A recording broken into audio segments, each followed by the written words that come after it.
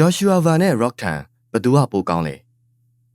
Joshua Van UFC မှာချန်ပီယံဖြစ်ပြီးနောက်ပိုင်း Van ကိုကမ္ဘာမွေထိုင်းလောကရဲ့အကောင်းဆုံးဖြစ်တဲ့ Rock Tan နဲ့ရှင်လာကြပါတယ်ဒီတော့ Van နဲ့ Rock Tan တို့နှစ်ဦးမှာဘသူကပိုကောင်းလဲဆိုတာကိုတော်တော်လေးစိတ်ဝင်စားနေကြပါတယ် Van ကတော့ UFC မှာချန်ပီယံဖြစ်နေတယ်ဆိုတော့အပေါ်ယံကြည့်ရင်တော့ Rock Tan နဲ့ရှင်လို့မရတာပါ Van ကအပြတ်သက်ကိုတားပါတယ်ဒါပေမဲ့ Rock Tan ကလည်းအတွင်းကြကြကြည့်မယ်ဆိုရင် K တဲ့ fighter တူဟုတ်မနေတဲ့အတွက် Van နဲ့သာသူကတကယ်ရင်ဆိုင်ရမယ်ဆိုရင်အစွမ်းအစအကောင်လုံးကိုထုတ်သုံးလာမှာပါဒီတော့လက်ရည်အရာဆိုရင်သူတို့ကတကယ်ထိုးကြတဲ့အခါအပြိုင်ကျဲကြမှာပါမင်းပါလဲငါပါလဲဆိုတဲ့ပုံစံမျိုးတွေနဲ့ပဲသူတို့ကရင်ဆိုင်ကြမှာပါလက်ရည်ကိုရှင်းမယ်ဆိုရင်တော့ Van ကလည်း stand Rock Tan ကလည်း stand ဖြစ်ပြီးတော်တော်လေးကိုကြမ်းကြမ်းရမ်းဆော့ကြမဲ့ fighter မျိုးတွေလည်းဖြစ်ပါတယ်နောက်ပြီးနှစ်ယောက်စလုံးကတော်တော်ကောင်းတဲ့ boxing skill တွေကိုလည်းပိုင်ဆိုင်ထားကြပါတယ်ပြိုင်ဘက်ကိုမညာစတန်ဆော့တတ်တဲ့ပုံစံတစ်ခုကိုလည်းသူတို့ကပိုင်ဆိုင်ထားကြတာပါထိုးပေါက်တွေကတော့ Rock Tan ရော Van ရောအတော်မိုက်ပါတယ် Rock Tan ကသူကိုယ်တိုင်ကအတော်မာတဲ့အတွက်အဝင်အထွက်တွေအတော်မြန်ပြီးတော့ Van ကတော့အဝင်အထွက်တွေအရင်ကြီးမမြန်ပေမဲ့တစ်ချက်ဆိုတစ်ချက်ထိမိနေအောင်ကိုထိုးတတ်တာပါဒါကြောင့်လည်းတော်တော်ကောင်းလုံးတဲ့လူငယ် fighter လေးတူဖြစ်နေတာပါ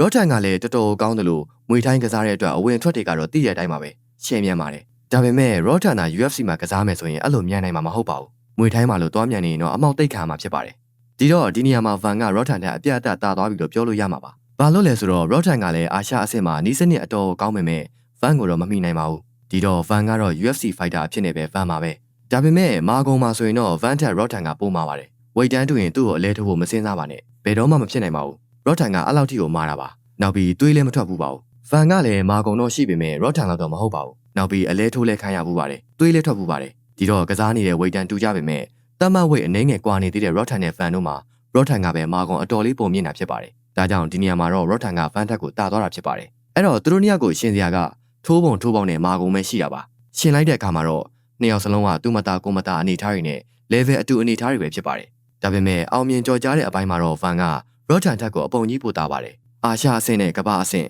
ဘာမှမဆိုင်တာပါနောက်ပြီး Van ကတာမန် fighter ပဲဖြစ်နေသေးရင်တော့ Rock Tan က Van ထက်ပိုတာသွားနိုင်ပါတယ်ဒါပေမဲ့ Van ကအခုလက်ရှိမှာ UFC မှာချန်ပီယံအောင်ဖြစ်သွားပြီဆိုတဲ့အတွက် Rock Tan နဲ့ထိုးလို့အနိုင်ရှုံးမပြတ်ပဲလက်ရည်တူအနေထားနဲ့တရေကြမယ်ဆိုရင်တော့ Van က Rock Tan ထက်အများကြီးပိုတာပါတယ်ဘာလို့လဲဆိုတော့ Van က UFC တီကိုရောက်အောင်သွားနိုင်ခဲ့ပြီးချန်ပီယံဖြစ်အောင်ထိတောင်လုပ်ပြနိုင်ခဲ့ပေမဲ့ Rock Tan ကတော့ 1 ကနေနောက်ထပ်ဘယ်အဖွဲ့အစည်းကိုမှထပ်မသွားနိုင်တော့လို့ပါလက်ရည်ကောင်းလုံးနဲ့မာတယ်ဆိုပေမဲ့သူ့ရဲ့ body နဲ့တင် Rock Tan က UFC မှာဘယ်လို့မှဝင်တိုးလို့မရပါဘူးအဲ့တော့လူကောင်သေးပေမဲ့လည်းဝင်တိုးလို့ရတဲ့ Van ထက် Rock Tan ကပိုမကောင်းနိုင်ပါဘူးနောက်ပြီးလက်ရှိမှာ Rock Tan ကောင်းလုံးနေတယ်ဆိုတာကလည်း1 Championship က fighter တွေနဲ့ပဲရင်ဆိုင်ရသေးလို့ပါ UFC က fighter ကောင်းနေနဲ့မရင်ဆိုင်မှုသေးပါဘူးအဲ့လိုရင်ဆိုင်ဖူးပြီးတာတောင်ကောင်းနေသေးတယ်ဆိုရင်တော့ Rock Tan က Van ထက်ပိုကောင်းနေဆိုတာကိုလက်ခံရပါမယ်ဒါပေမဲ့ UFC fighter DC နဲ့အတွေ့မှာပဲ Rock Tan ကအလဲထိုးခံလိုက်ရပါတယ်အဲ့တော့ Rock Tan က Van ကိုရှင်ထိုးနိုင်တယ်ဆိုရင်တော့ဒီနိုင်ရှင်မှုမှာတော့ Van က Rock Tan ထက်ကိုအပြတ်သက်ပိုတာပါတယ်ဒါကြောင့် Joshua Van က Rock Tan ထက်ကိုအများကြီးပိုကောင်းပါတယ် Rock Tan သာမွေထိုင်းမှာပွဲထိုးကျဲလိုက်ရင်နောက်ဆိုရင် Rock Tan က Van ကိုလိုက်လို့မှီမှာတော့မဟုတ်ပါဘူး